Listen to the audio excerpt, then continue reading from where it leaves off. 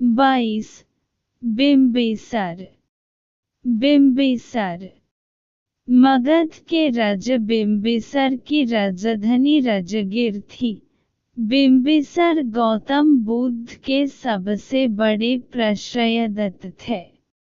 वे 15 वर्ष की आयु में राजा बने और अपने पुत्र अजातशत्रु संस्कृत अजातशत्रु के लिए राजपाट त्यागने से पूर्व 52 वर्ष इन्होंने राज्य किया। राजा पसेनदी की बहन और कौशल की राजकुमारी इनकी पत्नी और अजातशत्रु की मां थी। हेमा, सिलव और जयसेन नामक इनकी अन्य पत्नियां थीं। विख्यात वीरांगना अम्बपली से इनका विमल कौंदन नामक पुत्र भी था। सूतनिपात आठकथा के पब्बज सूत के अनुसार इन्होंने सन्यासी गौतम का प्रथम दर्शन पांडव पर्वत के नीचे अपने राजभवन के गवाक्ष से किया और उनके पीछे जाकर उन्हें अपने राजभवन में आमंत्रित किया। गौतम ने इनका निमंत्रण अस्वीकार किया तो इन्होंने गौतम को उनकी उद्देश्य पूर्ति हेतु शुभकामनाएं दी और बुद्धत्व प्राप्ति के उपरांत उन्हें फिर से राजगीर आने का निमंत्रण दिया। तैभतिक जटिल के परिवर्तन के बाद बुद्ध ने राजगीर में पदार्पण करके अपना वचन पूरा किया। बुद्ध और उनके अनुयायी राजकीय अतिथियों की भांति राजगीर आए। बुद्ध और उनके अनुयायियों के लिए वेलुवन उद्यान दान में देने के अपने प्रण की पूर्ति दर्शाने के लिए बिम्बिसार ने बुद्ध के हाथ स्वर्ण कलश के पानी से धुलवाए। अपिचा आगामी 33 वर्षों तक बिम्बिसार बौद्ध धर्म के विकास में सहायक बने। बिम्बिसार का अंत बड़ा दारुण हुआ। ज्योतिषियों की इस भविष्यवाणी के बाद भी कि उनका पुत्र अजातशत्रु उनके लिए अशुभ सिद्ध होगा, उन्होंने उसे बड़े लाड प्यार से पाला।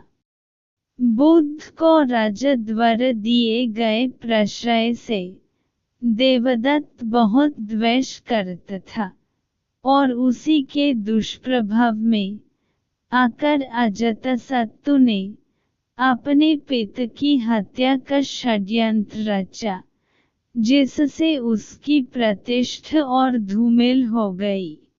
षड्यंत्र का पता चलने और पुत्र की राज्यलिप्सा की तीव्रता को देखकर बिम्बिसार ने स्वयं ही राज्य त्याग कर दिया और अजातशत्रु राजा बन गया।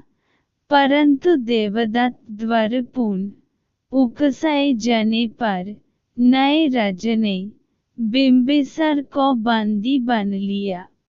चूंकि बिम्बिसार को केवल भूख रखकर ही मारा जा सकता था, उन्हें एक गर्म कारागार में भूख रख गया।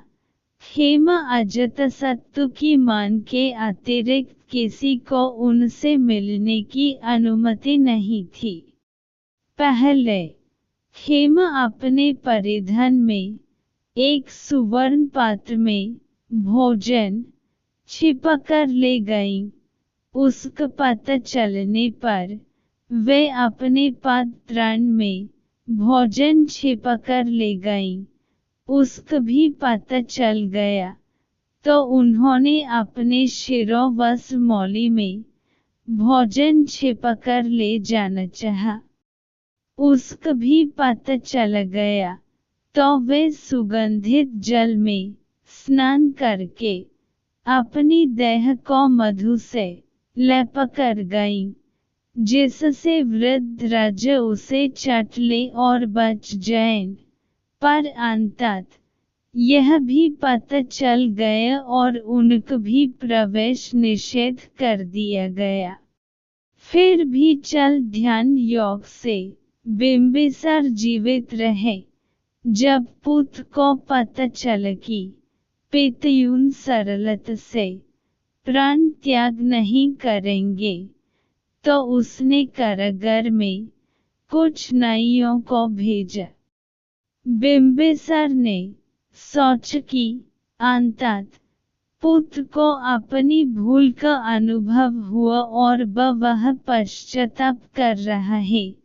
अतः उन्होंने नाइयों से अपनी दाढ़ी और बाल काटने को कहा, ताकि वे भिक्षुवत जीवन यापन कर पाएं। पर नहीं, उन नाइयों को इसलिए भेजा गया था ताकि वे बिंबिसार के पैरों को काटकर उनके घावों में नमक और सिरका डाल दें और तत्पश्चात उन घावों को कोयलों से जला दें। इस प्रकार बिंबिसार का चल ध्यान रोक दिया गया और वे दुखद मृत्यु को प्राप्त हुए।